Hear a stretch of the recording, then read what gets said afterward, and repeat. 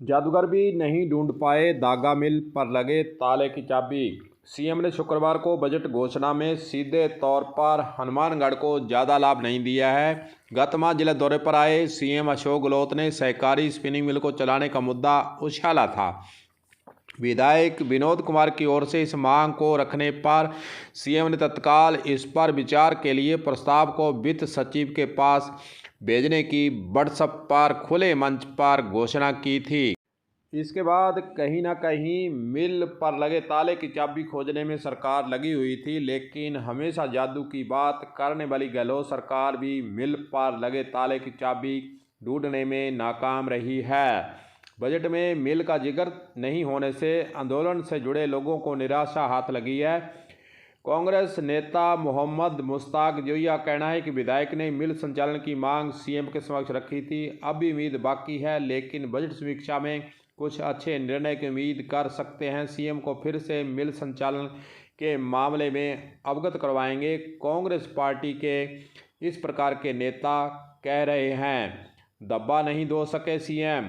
गत माह जिला दौरे पर आए सीएम के समक्ष विधायक चौधरी विनोद कुमार ने भाजपा सरकार की ओर से बंद मिल के निर्णय को काला धब्बा बताया था। साथ ही मिल संचालन की मांग सीएम के समक्ष रखी थी, लेकिन सीएम गहलोत का जादू बीच धब्बे को धोने में नाकाम रहा है। हनुमानगढ़ वासियों को स्पिनिंग मिल के चलने की बहुत आशा थी, लेकिन आज जैसे ही बजट की घोषणा हुई है, लोगों में निराशा ही इस मामले के अंदर देखी गई है।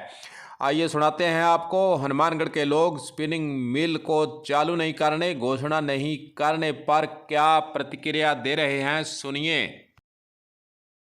स्पिनिंग मिल सिर्फ हनुमानगढ़ की नहीं, हनुमानगढ़ गंगानगर जोन दोनों जिलों की रीढ़ की हड्डी है। और क्योंकि मुझे याद है कि एक बार यहाँ पीएम साहब आए थे, तब उन्होंने ये कहा था कि यहाँ पे कपास इतना होता है कि यहाँ पे हम कपड़ा बनाने की मिल स्थापित करेंगे। लेकिन कपड़ा मिल तो स्थापित नहीं हुई, लेकिन यहाँ से जो धागा बनाने की मिल थी वो भी यहाँ से नदारद होगी। और पिछली जो सरकार थी उसने इस मिल को हमसे छीना था, और अभी तक जो सरकार आई है उसने इस पर कोई कदम नहीं उठाया। उम्मीद थी कि इस बजट में ऐसा आएगा, लेकिन ऐसी कोई घोषणा अभी तक कुछ सुनने को नहीं मिली है, जो दुखद घटना है। वहीं दूसरी ओर पुराने दिनों की अगर हम याद करते हैं तो 72 करोड़ का टैक्स दे चुकी है मिल। 2014-15 में जिस समय भाजपा सरकार ने मिल में तालाबंदी की थी, उस समय हनुमानगढ़ के स्पिनिंग मिल इकाई के पूरे सेटअप का बाजार मूल्य करीब 83 करोड़ रुपए अनुमानित माना गया था।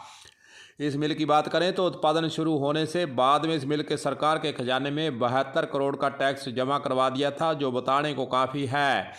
यह मिल कभी कितनी खुशहाल हुआ करती थी, लेकिन सरकार की गलत नीतियों के चलते मिल का प्रबंधन अचानक बिगड़ गया। मिल आंदोलन से जुड़े नेताओं का कहना है कि ब्यूरोक्रेसी की हावी हो रहने की वजह से मिल की यह दुर्गति जरूर हुई है।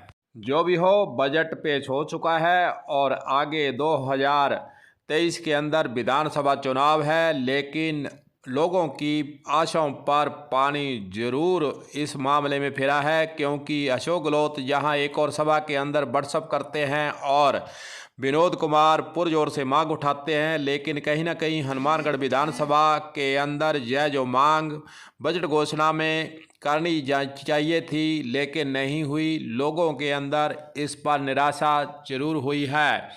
जो भी हो, करोड़ों रुपए की जो मशीनरी है, आखिरकार उसका क्या होगा, यह जनता के मन में सवाल अभी भी खड़ा है। अगर मिल नहीं चलाई जानी है तो फिर करोड़ों की जो मशीनरी अंदर लगी हुई है उसका क्या होगा, उसका कौन जिम्मेदार होगा? बीजेपी सरकार या फिर अब कांग्रेस चल रही सरकार? यह है लोगों के मन के अंदर सवाल ही बना हुआ है। लेकिन मिल के नहीं चलने से यहाँ की जनता बार बार सरकारों से जवाब जरूर मांगती रहेगी कि आखिरकार बीजेपी ने बंद की, फिर कांग्रेस ने आखिरकार उसके अंदर क्या फली फोड़ ली। कलम न्यूज के लिए गुरदेव सिंह सैनी की हनुमानगढ़ से रिपोर्ट।